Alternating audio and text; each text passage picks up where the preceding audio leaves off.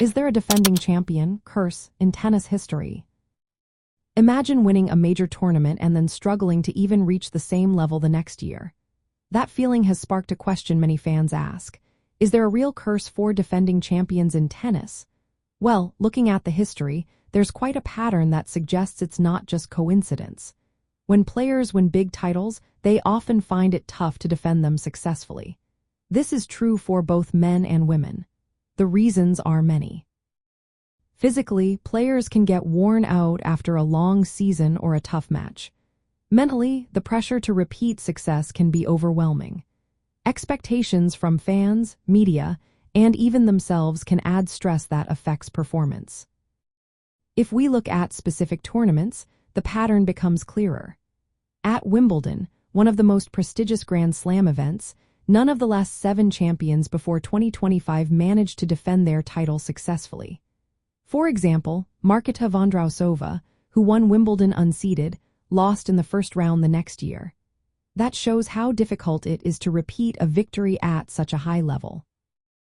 Jelena Rybakina, another recent champion, only made it to the quarter-finals in her second attempt. Even strong players face hurdles when trying to defend their titles. On the men's side, the trend is similar. When players win the ATP Tour season-ending championships or other major titles, they often don't perform as well the following year. This has been called the world champion's curse. Burnout and increased expectations can cause early exits or less impressive results. The psychological aspect is huge. Champions often feel the weight of defending their reputation, which can lead to nerves and mistakes. Looking at the data over many years, a clear cyclical trend appears. Many champions struggle to repeat their success immediately after winning. That doesn't mean it's impossible. Some players do manage to defend their titles, but they are the exception rather than the rule. Coaches and sports psychologists often focus on preparing players for this challenge. They work on managing stress and expectations to help players stay calm and focused. For analysts and fans, understanding this pattern helps in predicting tournament outcomes.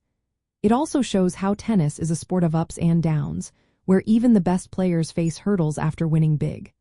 So, in summary, the idea of a defending champion curse in tennis is supported by a lot of historical data. It highlights how tough it is to stay at the top, with physical, mental, and competitive factors all playing a part. While some champions do break the pattern, most find that defending a title is one of the hardest challenges in the sport.